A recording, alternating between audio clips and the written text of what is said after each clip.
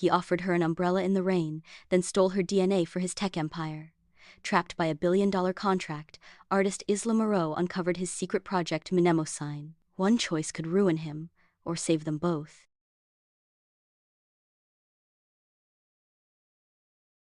Rain lashed against the pavement like liquid nails, turning downtown Viridia into a smeared watercolor of gray steel and neon reflections. Isla Moreau hunched beneath the weight of her canvas bag, the straps digging into her shoulder as she navigated the flooded sidewalk. Her boots scuffed leather heroes of 100 commissions squelched with each step. Another mural rejected, she thought, tasting bitterness sharper than the petrichor. The brewery owner had called her vision too visceral, his lip curling at the stormy seascape she'd sketched. Now, her paycheck vanished like steam from a manhole cover. She spotted Sanctuary, the recessed entrance of Ether Tower, its Art Deco awning gleaming like a black pearl. Ducking beneath it, she dropped her bag with a thud, spraying droplets across polished marble. The tower loomed, a monolith of glass and ambition housing the empire of Leander Frost, Tech's most enigmatic recluse. Isla wrung rainwater from her dark braid, shivering as the wind howled its disapproval. The glass door hissed open. A man stepped out, silhouetted against the lobby's golden light. Impeccable suit, hair the color of wet asphalt swept back with ruthless precision.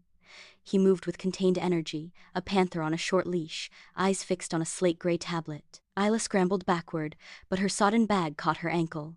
She stumbled, colliding with his chest. Time fractured, her palms flattened against wool as fine as crushed velvet. Rain plastered her threadbare sweater to her skin. She felt absurdly, vulnerably human. His gaze snapped up icy blue, intelligent, unnervingly direct. It scanned her face, lingering on the smudge of cerulean paint on her jawline. Defiance sparked in Isla's gut. She straightened, chin high. "Sorry, your doorstep was drier." Leander said nothing. The silence stretched, taut as a canvas frame. Rain drummed the awning. His eyes flickered a micro-expression Isla couldn't decipher before dropping to her trembling hands. Without breaking eye contact, he extended his umbrella. Black, sleek, its handle cool silver engraved with a minimalist T, an object worth more than her rent. Isla blinked. He pressed it into her hands, his fingers brushed hers, a static jolt, brief and unsettling. Then he was gone, sliding into a waiting town car that glided away like a phantom. Isla stood frozen, clutching the umbrella. It smelled of sandalwood and ozone. Who does that? 3 days later, Isla perched on a stool in Maggie's Books Brews, the cozy, cluttered bookstore she called home above its creaking stairs. Sunlight now battled the lingering damp, illuminating dust motes dancing around Maggie's silver bun. "Gilded cages, sweetheart," Maggie warned, polishing a vintage copy of Jane Eyre. She nodded at the umbrella propped by the door. "Shiny, dangerous, meant to keep pretty birds in, not let 'em fly." A black sedan, silent and ominous as a shark, materialized at the curb. Arthur Croft emerged mid-40s, tailored navy suit, smile sharp enough to cut glass. "Miss Moreau, a moment?" He invaded the bookstore's warmth like an Arctic draft. Madge's eyes narrowed. Croft ignored her, placing a contract on the counter. "Mr. Frost was struck by your vibrancy. He requires a mural for his penthouse residence. A deeply personal piece. Dimensions are substantial." He tapped the document. "The fee reflects the scope." Isla's breath hitched. Vibrancy. The word felt alien applied to her rain-soaked desperation. She scanned the contract. The number was real, enough to erase debts, secure a proper studio, breathe. "Personal how?" she asked, wary. Croft's smile didn't reach his eyes. "Mr. Frost seeks authenticity. Raw emotion, your signature style, unconstrained." He produced a sleek tablet displaying images of a vast blank wall in a room of staggering minimalism. "The canvas awaits." Maggie cleared her throat. "And the cage door? Does it lock from the inside or outside?" Croft's gaze slid to her, coolly dismissive. "Opportunity knocks, Miss Moreau, rarely so loudly." He pushed a pen across the counter. "Do you answer?" Isla's fingers closed around the pen. The memory of Leander's eyes calculating, yet holding a flicker of something else surfaced. The umbrella's weight in her rain-numbed hands. Pragmatism warred with instinct. Freedom, the pen scratched against paper, sealing her fate. "Where do I start?" The penthouse was a masterpiece of sterile opulence. Floor-to-ceiling windows framed a panoramic quilt of the city, but the air hummed with silence and hidden tech. Leander stood before the colossal blank wall, back rigid. He turned as Isla entered, her boots echoing on glacial white marble. "Miss Moreau." His voice was low, precise. "Present your concepts. No greeting, no pleasantries."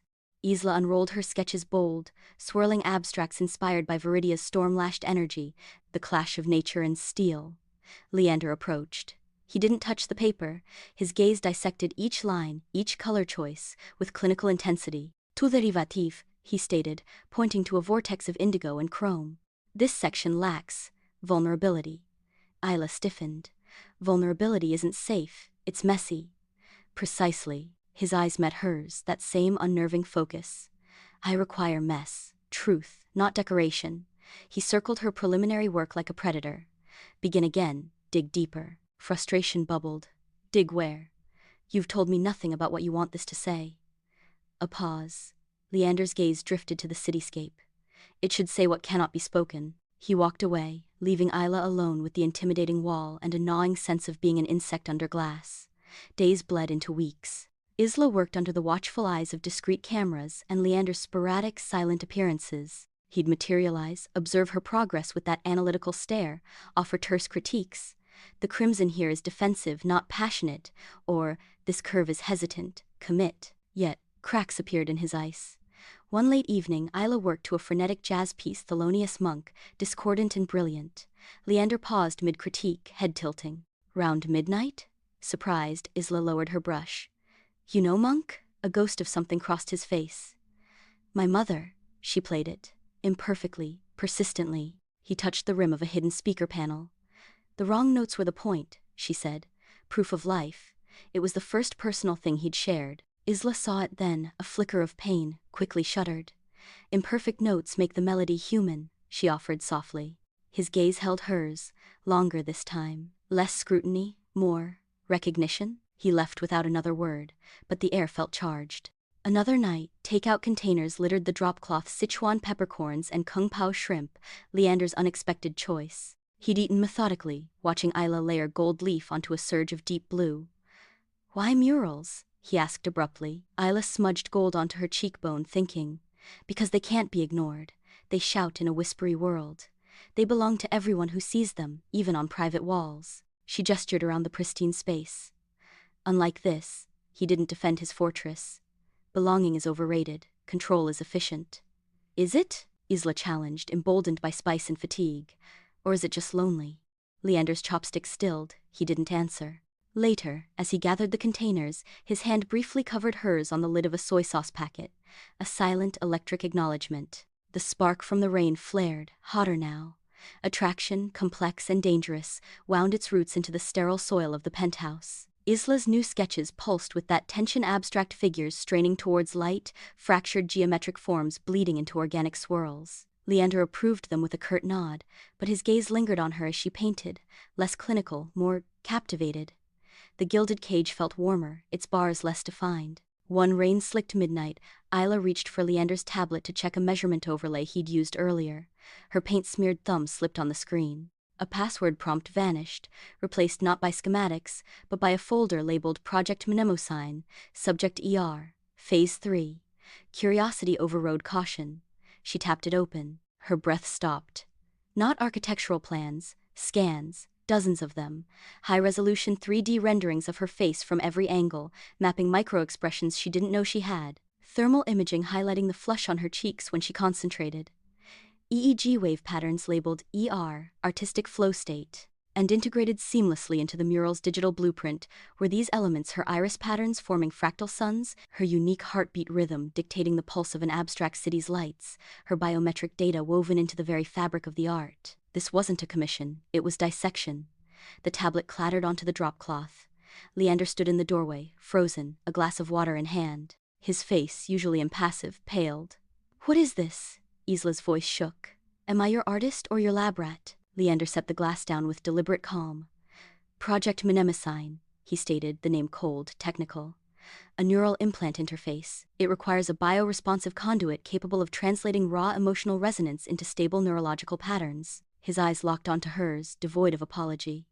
Your signature captured during our initial encounter, analyzed, quantified, is uniquely potent. The mural isn't decoration, Isla, it's the key. The warmth in the cage turned to ice. He'd seen her desperation in the rain, not her humanity, but data, a resource. You used me, she whispered, betrayal a physical ache. I utilized an unparalleled natural asset, he corrected, his tone hardening, the brief vulnerability of shared jazz and takeout gone. Your talent channels emotion into tangible form. Mnemosyne needs that conduit to restore lost memories. For patients like... He stopped, jaw tightening. Like who? Who justifies this? Isla gestured wildly at the damning images on the tablet. That is irrelevant. You signed a contract. I signed to create art, not become it. I quit. She grabbed her bag. Leander moved with startling speed, blocking her path. His icy control cracked, revealing something raw, possessive. The intellectual property in those preliminary sketches belongs to Aether. Walk away, and I will sue you into oblivion. He leaned closer, his voice dropping to a menacing whisper. And that charmingly dilapidated bookstore downstairs from your studio? Its lease rests on very precarious terms.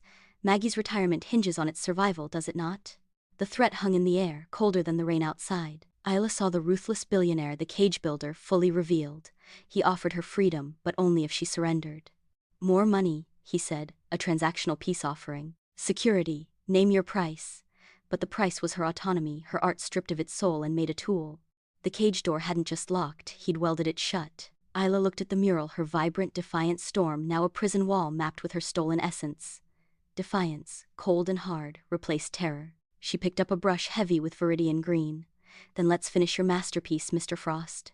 Her voice was steel, every perfect calculated note. She slammed the brush against the wall, leaving a savage, beautiful scar of color. The war within the gilded cage had begun. The penthouse became a battlefield painted in viridian scars and suffocating silence. Isla worked with furious precision, each brushstroke a silent scream against Leander's betrayal.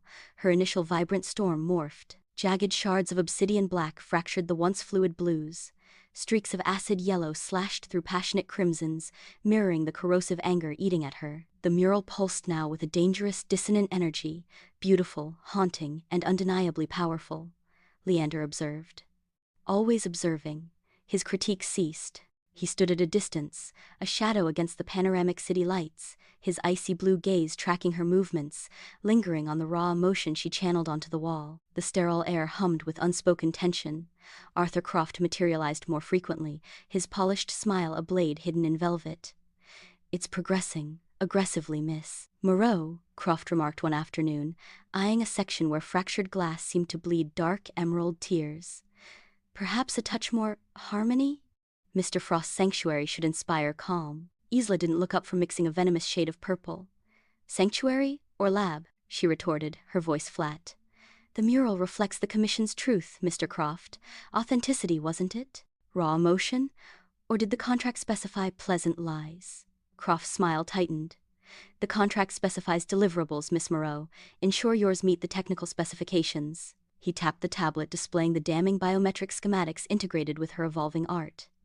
The bioresponsive elements must integrate seamlessly. Mnemosyne's efficacy depends on it. Mnemosyne. The name itself felt like a violation.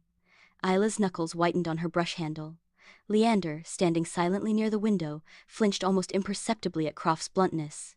Later, alone in the cavernous space save for the watchful cameras, Isla found a small, insulated container placed discreetly beside her paint-stained water bottle. Inside, steaming and fragrant, was her favorite Thai curry from the hole-in-the-wall place near Maggie's, the one impossible to find unless you knew the city intimately. No note. Leander remained a silent silhouette against the glass. The unexpected gesture was a pebble tossed into the stagnant pond of her fury.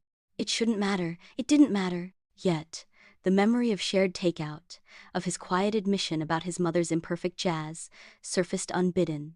Was this guilt or manipulation? She ate, the spicy heat a counterpoint to the cold knot in her stomach. The next day, Leander did something unprecedented. He approached while she worked, not to observe, but to speak. The intensity, he began, his voice uncharacteristically hesitant. He gestured towards a section where deep violets swirled violently into charred black. It's effective, more than anticipated. Isla kept painting, layering texture onto the darkness. Anger is potent fuel, Mr. Frost. You wanted raw emotion. You got it.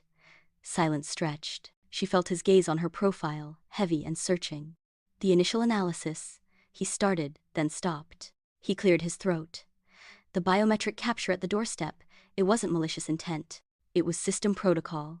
Facial recognition and emotional baseline scanning are integrated into all Aether Tower entrances. Your signature, it was anomalous, unusually coherent, pure. He paused, the word hanging awkwardly in the air. Project Mnemosyne requires that coherence. For memory reconstruction, for patients suffering synaptic degradation. Isla finally turned, meeting his eyes. They weren't icy now, but troubled, shadowed. Patients like your mother? She asked quietly, recalling his slip about jazz. Leander's jaw tightened. He looked away, towards the city's glittering expanse. Early onset dementia, aggressive. She forgets melodies, faces, me. The raw pain in those last two words was stark, unguarded. Mnemosyne isn't just a project, it's... He trailed off, unable to articulate the desperation driving him. For a fleeting moment, Isla saw past the billionaire, the cage builder, to the terrified son. Her anger faltered, replaced by a treacherous pang of empathy. Using me without consent, threatening Maggie. That doesn't erase the pain, Leander. It just creates more. He flinched at her use of his first name. The bookstore. Croft exceeded his remit. The threat is rescinded. His admission was clipped, but significant. The legal claim on the sketches remains. The project needs this. He gestured at the mural, at her essence woven into its digital heart. It needs you. His vulnerability was disarming, a crack in the fortress wall. But the cage bars were still there, forged from his obsession and ruthless pragmatism. Needing someone doesn't give you the right to own them, Isla stated, her voice low but firm. She turned back to the wall, picking up a brush loaded with stark white. Finish your project, but understand this. Every mark I make now comes from a place you forced open. It's real, it's raw, and it's mine. She slashed the white across the black, a searing bolt of defiance. Leander didn't reply. He simply stood there, watching her reclaim her art through the very act of surrender, the lines of his face etched with a conflict Isla couldn't decipher. As the mural neared completion, its power became palpable. It was no longer just paint on a wall. It felt alive, breathing the dissonant energy Isla poured into it. The integrated bioresponsive elements, the subtle pulse of light synced to a simulated heartbeat derived from her scans, the fractal patterns that shimmered slightly when viewed from specific angles, were ready for final calibration. Arthur Croft's presence became almost constant, his scrutiny intense, his questions about the technical integration increasingly pointed. His polished demeanor developed a brittle edge, especially when Leander wasn't present. He's diverting resources, Croft hissed one afternoon, cornering Isla near the hidden lab access panel disguised as part of the wall. Leander was in a rare off-site meeting, pouring capital into purely therapeutic applications. Folly. Mnemosyne's potential for cognitive enhancement, strategic intelligence gathering, that's the trillion-dollar market, not nursing homes. His eyes glittered with ambition and contempt. Your little emotional outbursts on canvas seem to be softening his resolve, Miss Moreau. Unfortunate. Isla recoiled. I'm painting a mural, Mr. Croft, not setting corporate policy. A mural, that's the linchpin, Croft snapped. His pet project hinges on this feeling you've splattered everywhere. Without this interface functioning perfectly to prove its therapeutic viability, the board will demand we pivot to profitable applications. He leaned closer, his voice a venomous whisper. Perhaps a malfunction during final testing wouldn't be unwelcome. A setback, nothing catastrophic, just enough to refocus priorities. Horror washed over Isla. You're talking about sabotaging medical technology, people's memories? Croft straightened, adjusting his cufflinks. I'm talking about the future, Miss Moreau. A future where Aether leads the cognitive frontier, not wastes its potential on sentiment. He gave the nearly finished mural a disdainful look. Ensure your final calibrations are precise. He strode away, leaving Isla chilled to the bone. That night, working late under the guise of final touch-ups, Isla saw it. A subtle, unauthorized access log on the calibration terminal, Croft's security code. Timed just after he'd left her. Panic surged. She checked the intricate network of nanofilaments embedded within the mural's structure, the pathways designed to carry the bioresponsive signals. Diagnostics showed minute, deliberate inconsistencies introduced into the pattern governing the emotional resonance translation. A cascade failure trigger, disguised as a random fluctuation. It wouldn't destroy the mural, but it would cripple Mnemosyne's core function during the critical final demonstration scheduled for tomorrow. She had to tell Leander. He arrived just as she was frantically trying to reverse the sabotage on the terminal. His face was drawn, preoccupied. Isla, what are you? Croft, she blurted, turning. He tampered with the biolinks. He's trying to make Mnemosyne fail. Leander's eyes narrowed, instantly alert. He strode to the terminal, his fingers flying over the interface. Show me. As she pointed out the discrepancies, his expression darkened into a storm. The access log, his ID. A muscle ticked in his jaw. He wants to force a pivot, scuttle the therapeutic focus. He initiated a system-wide diagnostic. I'll lock him out. Initiate countermeasures. A deafening crack echoed through the penthouse. Not thunder. It came from within the wall near the concealed lab entrance. White-hot sparks erupted from a junction box feeding the mural's power grid. Croft's sabotage had a physical component. An overload shunt rigged to fail spectacularly. Smoke, acrid and chemical, billowed from the sparking panel.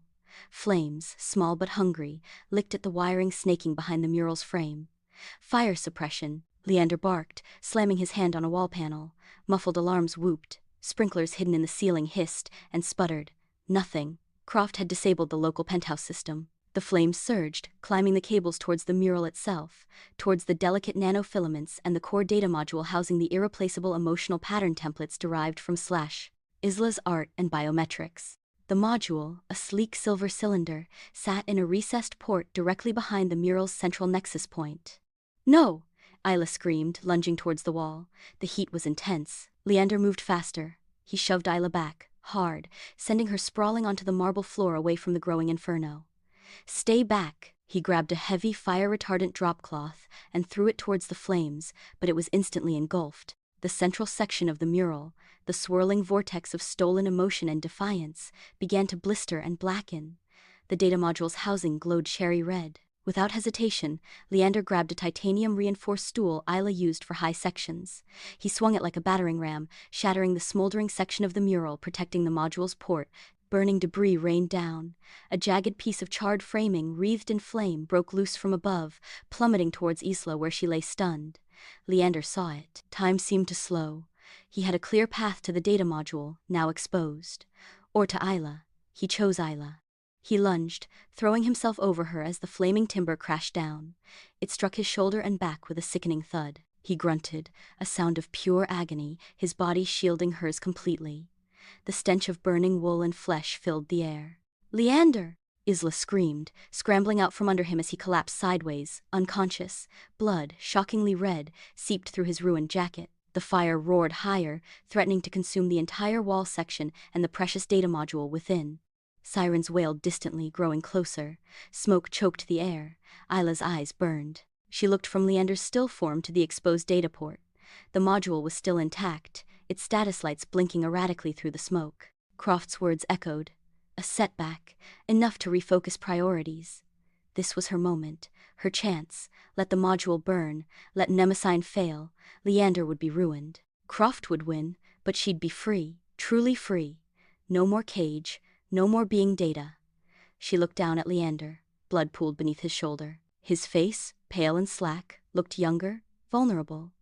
She remembered the umbrella offered in the rain, the shared silence over jazz, the quiet admission about his mother, the Thai curry delivered without a word, the flicker of pain when she'd called him lonely. He was a monster who built cages, but he was also the man who took a burning beam for her. The sirens were louder now. Boots pounded in the corridor outside the penthouse. Security would burst in any second. With a sob tearing from her throat, Isla reached into the searing heat near the flames. Ignoring the singe on her arm, she yanked the glowing data module from its port.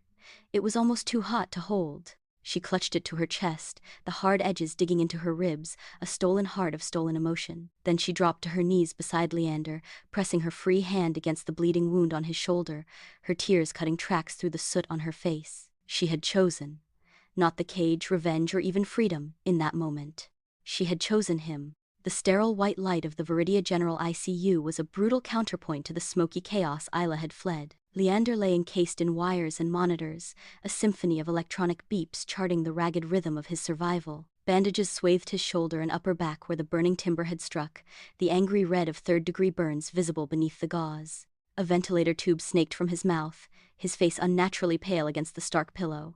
The reclusive titan reduced to broken fragility. Isla sat rigidly in the plastic chair beside him, the recovered Mnemosyne data module, cool now, but still feeling like a live coal, clenched tightly in her lap. Her arm bore a bandage from the searing heat of the port. Soot streaked her clothes, her face. She smelled of smoke and antiseptic, a visceral reminder of the gilded cage that had nearly become a pyre. The door hissed open. Arthur Croft entered, immaculate as ever, not a hair out of place despite the hour.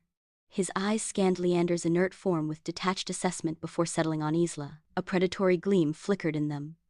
"Miss Moreau, a dramatic exit." His voice was smooth, devoid of concern. He gestured towards the module. "I see you secured the asset. Resourceful." Isla's grip tightened. The cold metal bit into her palm. "He's alive, because he shielded me." A regrettable miscalculation on his part, Croft dismissed, stepping closer. He lowered his voice. "The fire was unfortunate, a tragic accident during final testing. The module's survival, however, is fortuitous. Mnemosyne's core remains intact." He extended a hand, palm up. "Give it to me. The board needs immediate assurance the project fundamentals are sound." Isla stared at his hand. "Freedom, ruin Leander. Let Croft win." The arguments were cold, logical. Maggie's bookstore would be safe. Her debts erased. No more Frost, no more cages. She looked down at Leander, the shallow rise and fall of his chest, the vulnerability etched into his unconscious features. "He took the beam for me." Croft misread her hesitation. "Ah, the fee, of course." He produced a sleek tablet, tapping rapidly. "Name your figure, Miss Moreau. Double the original commission? Triple? Consider it compensation for unforeseen trauma, and a guarantee of complete silence regarding any irregularities prior to the accident." His smile was thin. "A clean slate, for both of us." The offer hung in the antiseptic air, heavy with implication. Buy her silence. Bury his sabotage. Isla's gaze drifted from Croft's expectant hand to Leander's bandaged shoulder. She remembered the icy precision in his eyes when he'd revealed the truth of Mnemosyne, the ruthless threat against Maggie. But she also remembered the quiet pain when he spoke of his mother forgetting melodies, the shared container of Thai curry, the way his hand had briefly covered hers, the choice he'd made in the fire. The module wasn't just Croft's asset or Leander's obsession. It contained her stolen biometrics, the raw emotion she'd poured onto that wall, her defiance and her pain. It was a piece of her soul, weaponized. But Leander had valued her, Isla Moreau, the woman, above it. He'd chosen flesh and blood over data. Her decision crystallized, not from forgiveness, but from a fierce, protective loyalty she hadn't known she possessed. She stood, facing Croft squarely. "No." Croft's polished facade cracked. "Excuse me? This isn't yours to control," Isla stated, her voice low but resonant in the quiet room. She held the module against her chest. "And it's not just Leander's. It's built on something taken from me. I decide what happens to it now." She took a step towards the door. "I'm giving it to Dr. Desai." Panic flashed in Croft's eyes. "Desai? That bleeding heart physician? She'll bury it in ethical committees. Frost's vision was for his mother." Isla cut him off, her voice rising. "Not for your cognitive warfare fantasies. You tried to destroy it, Arthur. You tried to destroy him." She gestured towards Leander. "For profit." Croft lunged, not for the module, but to block her path. "You sentimental fool. Give it to me." His hand shot out, grabbing her injured arm. Pain flared. Isla cried out, stumbling back. The commotion triggered an alarm on Leander's monitor. A nurse rushed in, eyes wide. "Everything all right here?" Before Croft could spin a lie, the door opened again. Dr. Tanya Desai stood there, her calm, intelligent eyes taking in the scene, Croft's aggressive posture, Isla clutching the module protectively, the blaring monitor, Leander's still form. "Dr. Desai," Isla gasped, wrenching her arm free from Croft. She thrust the module towards the physician. "Take this. Protect it. It's Project Mnemosyne's core. Croft sabotaged the penthouse, he caused the fire, and he tried to get me to give it to him to bury the therapeutic applications." Desai's gaze snapped to Croft, then to the module. She accepted it without hesitation, her expression hardening. "Mr. Croft, security is on their way. I suggest you wait with them." Croft's face contorted with fury. "You have no authority." "I have Mr. Frost's medical power of attorney while he's incapacitated," Desai stated coolly. "And I have a duty to protect his interests and the ethical integrity of his research. Your presence is detrimental. Leave, now." Her quiet authority was absolute. Croft glared, a viper coiled, but he knew the game was up. He shot Isla a look of pure venom before striding out, brushing past the arriving security guards. Isla sagged against the wall, trembling. The adrenaline surge faded, leaving exhaustion and a profound ache. Desai placed a steadying hand on her uninjured arm. "You did the right thing, Isla, the brave thing." She examined the module. "This changes everything." Leander surfaced slowly, dragged back to consciousness by a relentless tide of pain. His shoulder and back were a white-hot forge. The sterile smell, the rhythmic beeping, hospital. Memory flooded back. The fire, the falling beam, Isla beneath him, the searing impact, the desperate need to protect her, then, nothing. He forced his eyes open.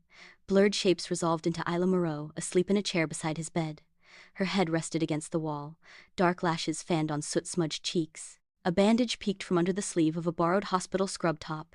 In her lap, clutched loosely even in sleep, was a simple, sturdy umbrella. The sight struck him with the force of the beam.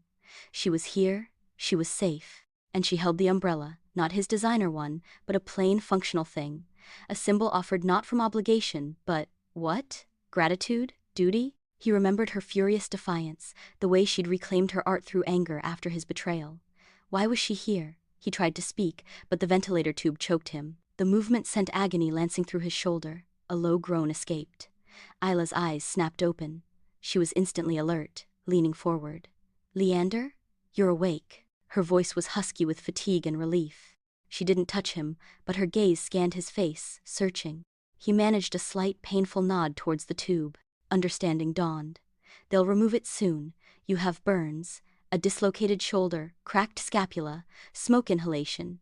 You've been out for 2 days." She paused, her expression unreadable. Dr. Desai has the Nemesine module. Safe. Relief warred with confusion. He'd failed. The module should have been lost, consumed by the fire he'd been unable to stop. He looked at her, a silent question burning in his eyes. Isla met his gaze. "Croft tried to take it, offered me money, freedom, to ruin you." Her voice was flat, factual. "I gave it to Tanya." She looked down at the umbrella in her hands, then back at him. "Because you took that beam." The simplicity of her statement, the raw honesty of it, shattered something inside Leander. He'd built walls of control, of transactional relationships, believing vulnerability was weakness to be exploited. He'd exploited hers. Yet, faced with destruction and the chance to be free of him forever, she'd chosen to save the embodiment of his obsession, because he'd chosen to save her. Not the data. Her. Tears, unfamiliar and humiliating, pricked at his eyes. He blinked rapidly, looking away towards the window. The city skyline, his kingdom of glass and steel, seemed distant, irrelevant. The gilded cage he'd built felt hollow. Dr. Desai entered quietly, checking his vitals. "Welcome back, Leander. You gave us quite a scare." Her tone was professional, but her eyes held warmth. "The module is secure. Preliminary analysis shows minimal data corruption. Croft has been removed from Ether, permanently. The board is awaiting your guidance." Leander looked from Desai to Isla, who watched him silently, her eyes holding a complexity he couldn't unravel. Anger, yes, but also a weary compassion, and something else. A flicker of the connection they'd forged over jazz and takeout before his betrayal poisoned it. He gestured weakly for the notepad Desai offered. His hand trembled as he wrote, the letters shaky but clear. "Halt all non-therapeutic Nemesine Dev. Establish independent ethics board. Desai leads. Public statement. Focus. Memory restoration." Desai's breath hitched. She looked at the words, then at Leander, her eyes shining. "Leander, this is..." He wrote again, painstakingly. "For Mom, for Isla." He looked at Isla. The raw vulnerability in his gaze was terrifying, a dismantling of every defense. He pointed a trembling finger at the last 2 words he'd written. For Isla, she understood. It was an apology, an acknowledgement, a beginning of amends. Not with money or threats, but with the only currency that mattered now, relinquishing control, giving her creation, her sacrifice, meaning beyond his own ambition. Isla didn't smile. The hurt ran too deep, but the rigid tension in her shoulders eased slightly. She gave a single, slow nod. It wasn't forgiveness. It was a fragile truce, a foundation laid in ash and sacrifice. Rain streaked the wide windows of the newly christened, the Open Window Community Arts Center, transforming the vibrant street outside into a watercolor dreamscape. Inside, the air hummed with a different kind of energy, the clatter of pottery wheels, the scratch of charcoal on paper, the uninhibited laughter of children, and Maggie's booming voice directing a chaotic collage workshop. The scent of wet wool, acrylic paint, and fresh-baked cookies from the small cafe corner mingled into a uniquely comforting perfume. Isla stood back, surveying the controlled chaos. Paint streaked her faded jeans and old band t-shirt, a stark contrast to the pristine scrubs she'd worn months ago in Leander's sterile penthouse. A deep contentment, hard-won and precious, settled in her chest. This was hers, theirs. The seed funding from Leander had been a lifeline, but the vision, the soul, the paint-splattered reality, that was all Isla and Maggie, built by the community, for the community. No strings, no hidden biometric scans, just art, raw and real. Her gaze drifted to the far wall, dominated by a framed, high-resolution photograph. Not the original mural, that physical piece, scarred by fire and betrayal, resided now in the Viridia Museum of Modern Art, hailed as a groundbreaking exploration of trauma and resilience. The photo captured its central, most intense section, the swirling vortex of obsidian shards, acid yellow slashes, defiant Viridian scars, and the pulsating core where her stolen biometrics had once been woven. Beneath it, the plaque read, Storm Surge, Isla Moreau, Inspiration for Project Mnemosyne. It was a compromise, a testament, and a constant reminder. The project itself had undergone a seismic shift. Under Dr. Tanya Desai's rigorous leadership and the independent ethics board Leander had mandated, Project Mnemosyne was now solely focused on therapeutic memory restoration. Early trials with Alzheimer's patients, including Leander's mother, showed cautious, fragile promise. The news rarely mentioned Leander Frost by name anymore. The spotlight belonged to Desai and the science. Leander, true to his word, had relinquished control, becoming merely its largest silent benefactor. The predatory ambitions of Croft and his ilk had been publicly excised, Croft facing criminal charges for sabotage and endangerment. A sleek, understated car pulled up outside. Isla's breath hitched, a familiar flutter in her stomach she still hadn't fully reconciled. Leander emerged, dressed in dark jeans and a simple burgundy sweater, a concession to the messy environment he was entering, though the sweater undoubtedly cost more than Isla's entire wardrobe. He carried no briefcase, no tablet, just a simple, sturdy black umbrella. He paused under the awning, shaking the rain from the umbrella before stepping inside. The noise level dipped momentarily as heads turned. The reclusive Billionaire was a semi-regular sight now, but still an anomaly amidst the paint pots and clay. He navigated the space with a newfound, slightly awkward awareness, nodding politely to Maggie, who waved a glue-sticky hand in his direction. His eyes found Isla. That intense blue gaze, once so clinical and intimidating, held a different quality now, quieter, more observant, tinged with a hesitant warmth. He walked towards her, the sounds of the center swallowing them in a bubble of relative privacy near the large kiln. Isla. His voice was low, softer than she remembered. He looked around, taking in the vibrant murals painted by local teens, the shelves of lumpy, beloved ceramics. It's alive, this place. It is, Isla agreed, a genuine smile touching her lips. We had our first gallery sale last week, local artists. Maggie's threatening to expand the cafe. She gestured to his umbrella. Looks like you came prepared. Leander held it out, not offering it to shield her like before, just holding it. Old habits, he murmured, a ghost of his old wryness returning. Then he looked directly at her, the hesitation back. May I stay? For a while? Isla studied him. The lines around his eyes were deeper, etched by pain and consequence. The arrogance was tempered, replaced by a watchful humility. He'd kept every promise. The art center funded unconditionally. Mnemosyne redirected, Croft dismantled, the legal claims on her work dissolved. He visited his mother regularly, reports said, learning patience. He was trying, really trying. The cage he'd built for himself, and nearly for her, was truly dismantled. Sure, she said. We've got a kids' clay workshop starting. Could always use an extra pair of hands. She tilted her head, challenging him lightly. If you're not afraid of getting dirty, Mr. Frost. A flicker of surprise, then a slow, genuine smile transformed his face. It was a rare sight, still slightly unfamiliar, but it reached his eyes. Leander, he corrected softly, and I'm learning. He carefully propped the umbrella against the kiln. They walked towards the large, low tables where a dozen children, aged 6 to 10, were already enthusiastically attacking lumps of wet clay under the guidance of a patient instructor. Leander hovered at the edge, observing the chaos with a mixture of fascination and mild alarm. A small boy, his face smeared with gray sludge, held up a lopsided, vaguely animal-shaped creation. Look, it's a dragon dog, he declared proudly. Leander blinked. It's formidable, he managed, his tone serious. The boy beamed. Want to make one? Here. He thrust a large, wet lump of clay towards Leander. Leander froze, staring at the messy offering. He looked down at his pristine sweater, then at Isla, a silent plea for guidance in his eyes. Isla just grinned, nodding towards the empty seat next to the boy. Slowly, cautiously, Leander lowered himself onto the tiny plastic chair.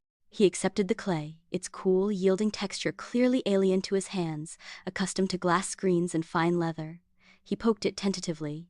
The children giggled. "Yeah, gotta smoosh it," the boy instructed, demonstrating with gusto, sending clay flying. Leander flinched as a fleck landed on his sleeve. He looked at the mark, then at the boy's expectant face. Something shifted. A determination settled over his features. He took a breath, plunged his elegant hands into the clay, and began to knead it with a concentration usually reserved for billion-dollar acquisitions. More clay flew. A blob landed on his cheek. Isla watched, her heart doing a slow, warm melt. This wasn't the Leander Frost who offered designer umbrellas or commanded sterile penthouses. This was a man venturing far outside his meticulously controlled world, willingly entering the messy, vibrant unknown. He was awkward, yes, but he was present, trying. She moved to help a little girl struggling to attach a clay tail. When she looked back, Leander was deep in conversation with the boy, both utterly focused on shaping their amorphous blobs. Sleeves were rolled up, his forearms coated in gray sludge. A streak of clay adorned his forehead. His brow was furrowed, not in annoyance, but in pure, absorbed effort. He looked happy, unburdened. The rain drummed a steady rhythm against the windows of the open window. Inside, the air was thick with creativity, damp wool, and the earthy scent of clay. Isla Moreau, once trapped in a gilded cage, stood amidst the beautiful, chaotic life she'd built. And Leander Frost, the reclusive billionaire, sat on a tiny chair, covered in muck, learning to build a dragon dog, asking a small boy, "Like this? Is the head supposed to be this wobbly?" He glanced up, catching Isla's eye. A shared understanding passed between them, not of perfect resolution, but of a journey begun. Of trust painstakingly rebuilt, brick by clay-smeared brick. Of a future not confined, but wide open, like the window streaming in the rain-washed light. Isla smiled, a real, warm, unguarded smile, and nodded towards the messy clay station. "Keep going," she said softly, over the children's laughter. "You're doing just fine." Leander Frost, billionaire, tech visionary, and now apprentice dragon dog sculptor, returned her smile, a flicker of his old intensity transformed into quiet wonder. He plunged his hands back into the clay, ready to build something new, together, on equal footing. The window was wide open, and the rain outside was just rain. Enjoyed the story? Like, subscribe, and hit the bell so you never miss the next one.